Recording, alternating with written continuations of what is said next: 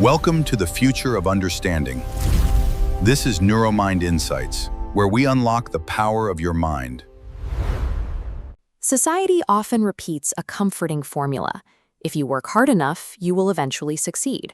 But the raw data of human experience reveals a persistent flaw in that logic. Pure, exhausting physical effort does not automatically guarantee upward mobility. Consider Thomas. Night after night, he patrols a massive warehouse, doing his duty and staying alert. He walks miles every shift. Yet despite working physically grueling hours, he lives in a single room with a flickering light bulb, barely earning enough to survive. Thomas suffers from a structural disadvantage. He is living backwards. By sleeping from 7 a.m. to 4 p.m., he is entirely absent during the daylight hours when the rest of society is networking, learning, and advancing economically. Without a strategic direction, working until you are exhausted is a mechanism for basic survival. It maintains the status quo, but it provides zero leverage to build a future. The fragility of this cycle usually breaks under external pressure. For Thomas, that pressure arrives when his mother collapses from the stress of systemic poverty. Sitting in a rural clinic, he faces a hard truth. His current trajectory is failing them both. This highlights the core math problem of the working poor.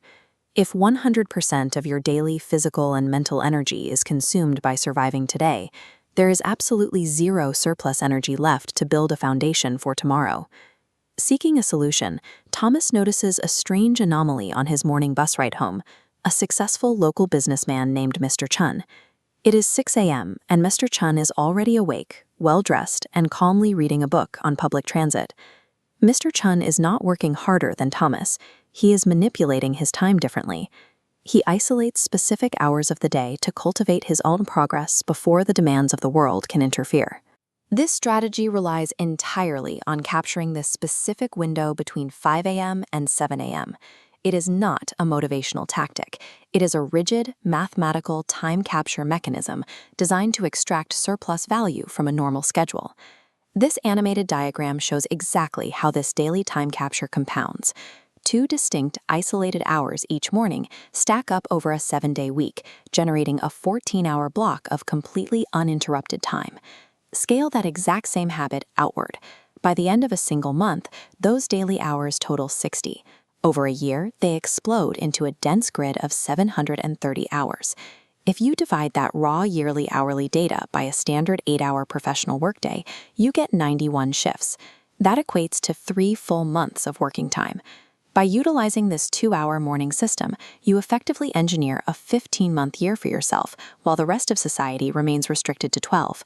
The rules for extracting value from this time are non-negotiable. Hour 1, from 5 a.m. to 6 a.m., is allocated strictly to acquiring high-leverage skills. You use this hour to study data analysis, learn a trade, or master a new language. Passive consumption, like scrolling or watching television, is banned. Hour 2, from 6 a.m. to 7 a.m., is dedicated to physical maintenance and mental planning. Exercise and reading fortify the biological vehicle required to actually apply the skills acquired in the first hour. This morning focus must be purchased the night before. A strict 9 p.m. sleep cutoff is mandatory. Sacrificing evening digital entertainment is the required currency to buy those morning hours. The initial implementation creates intense biological friction. For the first 21 days, your body will rebel against the lack of sleep, and your brain will generate excuses to quit. This exhaustion is a biological tax you pay to reset your circadian rhythm. Enduring this isolated early morning suffering is a temporary biological toll. Once the body adapts, the friction vanishes, leaving you with the permanent structure needed to reshape your economic identity. The math proves itself in application. In his 3rd month, Thomas used his morning hour to learn basic Excel formulas and data organization. He used these simple tools to build a spreadsheet that tracked warehouse inventory, a task his department had previously done by hand with frequent errors. On day 87, Thomas showed this tool to his supervisor. Because he now understood the basics of bookkeeping and digital inventory, the company promoted him to a day-shift office role. This move doubled his previous subsistence-level salary.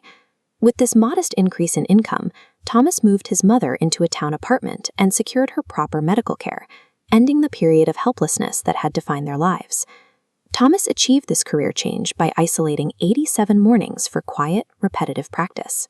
The promotion followed because he developed a capability his coworkers lacked. The 5 a.m. environment offers a unique psychological advantage. It is the only window in the day where your willpower is at its absolute peak, while external societal demands, emails, meetings, family obligations, are at absolute zero. You can establish this mechanical rule tonight. Set your alarm for exactly 5 a.m. Place the device across the room so you are forced to physically stand up and walk to turn it off. Select one specific, measurable skill to build during your first hour. Commit to practicing that single skill every morning for a strict 90-day period. The success of this habit depends on a physical choice. It happens at the moment the alarm triggers tomorrow morning in a dark room. You either stand up immediately or you go back to sleep. Thank you for watching. If you enjoyed this video, please like, comment, share, and subscribe to Neuromind Insights for more.